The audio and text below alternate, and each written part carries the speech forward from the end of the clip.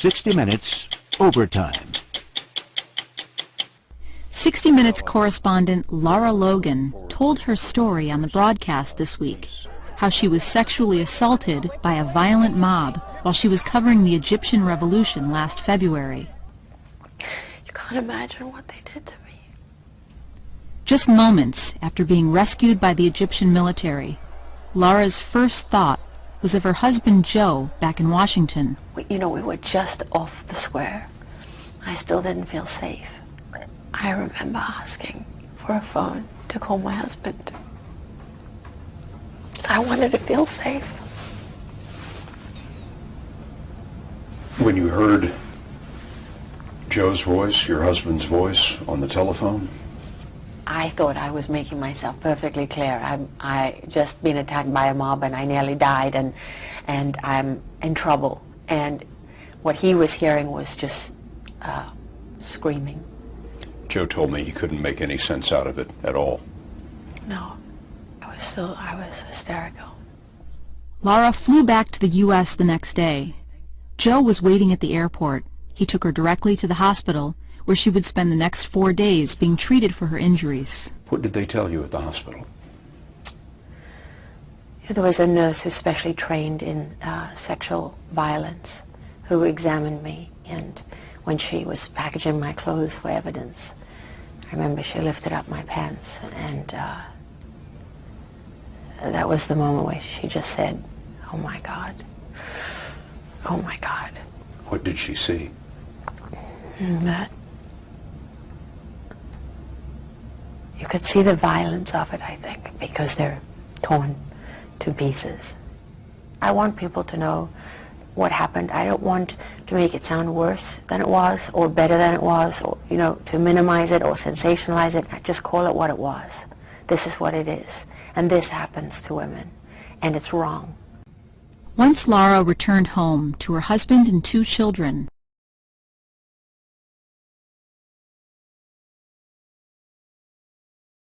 when we drove from the airport into Cairo that night, moments after Mubarak had stepped down, it was unbelievable. It was like unleashing a champagne cork on Egypt.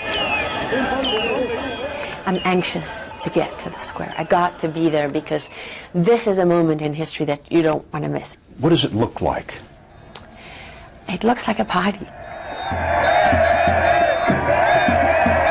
It's a roar of sound because everyone's so excited and they're singing songs of the revolution and they're shouting slogans. And everybody's very physical. So you're being jostled and pushed, and sometimes people get closer, and my guys are very protective. As they want to keep people at bay. It was impossible not to get caught up in the moment, which was a real moment of celebration. Tell me about your team. Our producer was Max McClellan. My cameraman was Richard Butler. Baha works for us. We had a local fixer, Baha, whose job was to bridge the divide for us as foreigners. We had 2 Egyptian drivers with us who were purely there to act as security and bodyguards. And then we had a security person, Ray, who's done security all over the world. This is what these people have been waiting for. They came here day after day. This is about freedom. She reported without a hint of trouble for more than an hour. And what happened then? Our camera battery went down. And we had to stop for a moment, and suddenly Baha looks at me and says, "We've got to get out of here." Baha is not happy here. He's Egyptian, he speaks Arabic, and he can hear what the crowd is saying. Yes. He understands what no one else in the crew understands. That's right. I was told later that they were saying, "Let's take her pants off." And it's like suddenly, before I even know what's happening, I feel hands grabbing my breasts, grabbing my crotch, grabbing me from behind. I mean, it's not, one person and then it stops. It's like one person and another person and another person. And I know Ray is right there and he's grabbing at me and screaming, "Lara, hold on to me, hold on to me." As she was pulled into the frenzy, the camera recorded her shout. Stop! And I'm screaming, thinking, if I scream, if they know, they're going to stop. You know, someone's going to stop them, or they're going to stop themselves because this is wrong. And it was the opposite. The more I screamed, it turned them into a frenzy. Someone in the crowd shouted that she was an Israeli, a Jew. Neither is true, but to the mob it was a match to gasoline. The savage assault turned into a murderous fury. I have one arm on Ray. I've lost the fixer, I've lost the drivers, I've lost everybody except him.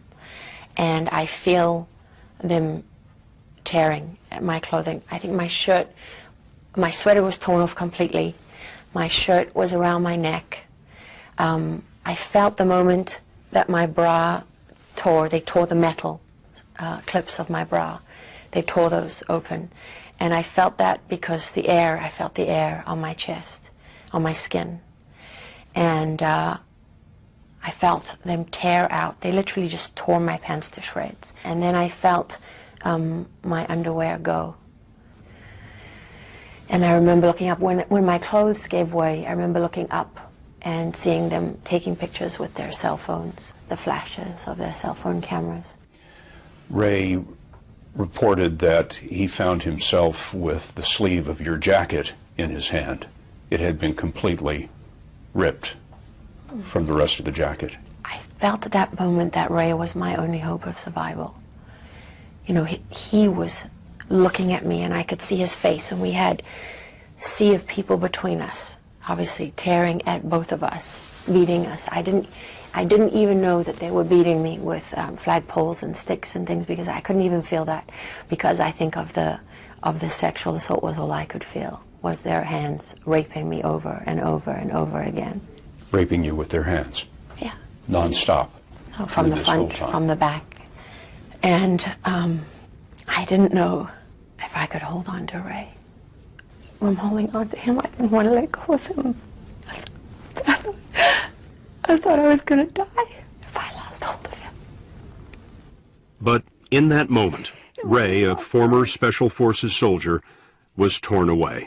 When I lost Ray, I thought that was the end. It was like all the adrenaline left my body. Because I knew in his face, when he lost me, he thought I was going to die. They were tearing my body in every direction at this point, tearing my muscles, and they were trying to tear off chunks of my scalp. They had my head in different directions. Pulling at your hair? Oh yeah, and not trying to pull out my hair, holding big wads of it, literally trying to tear my scalp off my skull.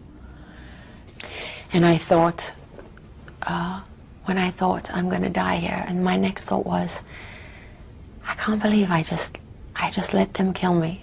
That was as much fight as I had, that I just gave in, and I gave up on my children so easily. How could you do that? Your daughter and your son are 1 and 2 years old. I had to fight for them, and that's when I said, okay, it's about staying alive now. I have to just surrender to the sexual assault. What more can they do now? They're inside you, everywhere. So the only thing left to fight for was my life. It was a fight she endured about 25 minutes. There was no doubt in my mind that I was in the process of dying. I thought, not only am I going to die here, but it's going to be just a torturous death that's going to go on forever and ever and ever. Laura was dragged along by the mob until they were stopped by a fence. At that spot, a group of Egyptian women were camped out. And I almost fell into the lap of this woman on the ground who was head to toe in black. Just her eyes, I remember. Just her eyes, I could see. Wearing a chador. Yes. And she put her arms around me. And, oh my God, I can't tell you what that moment was like for me. I wasn't safe yet, because the mob was still trying to get at me. But now it wasn't just about me anymore. It was about their women. And that was what saved me, I think. The women kind of closed ranks around me, and I remember one or two, maybe three men standing with them, and the women were throwing water on the crowd, and they were pouring water over me because I couldn't breathe. You know, I was rasping.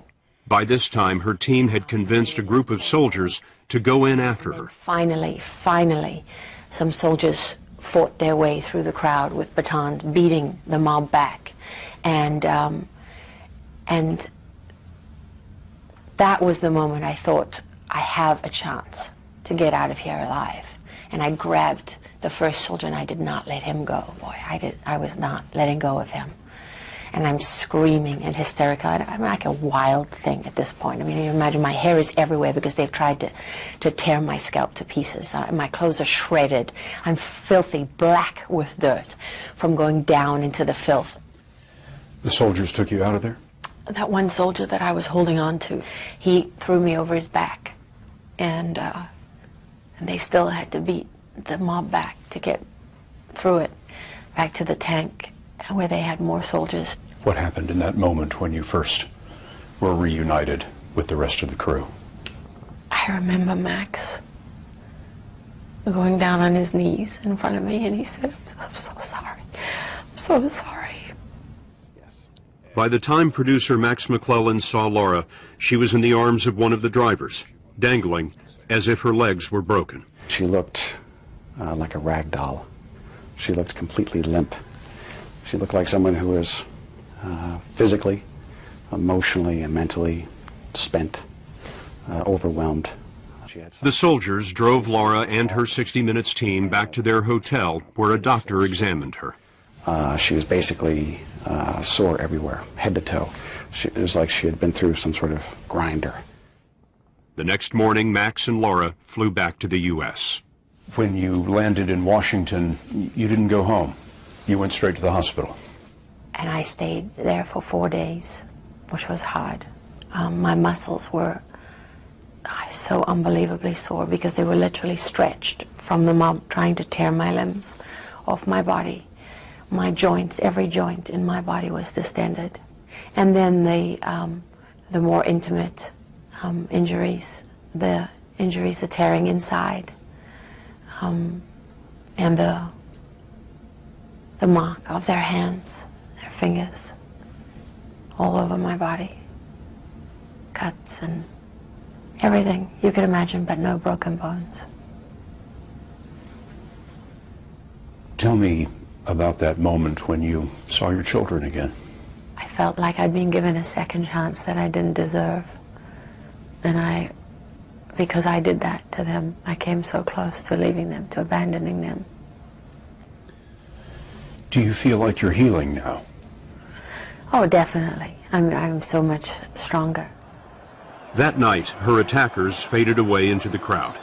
It's not likely anyone involved will be brought to justice. We may never know with certainty whether the regime was targeting a reporter or whether it was simply and savagely a criminal mob.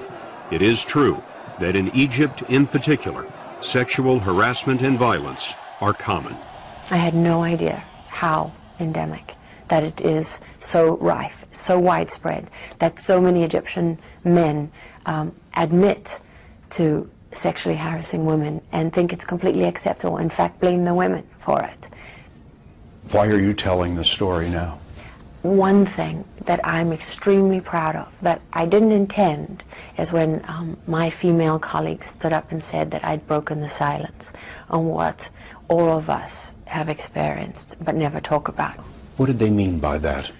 That women never complain about incidents of sexual violence because you don't want someone to say, well, women shouldn't be out there. But I think there are a lot of women who experience these kind of things as journalists, and they don't want it to stop them from doing their job because they do it for the same reasons as me. They're committed to what they do. They're not adrenaline junkies. You know, they're not glory hounds. They do it because they believe in being journalists.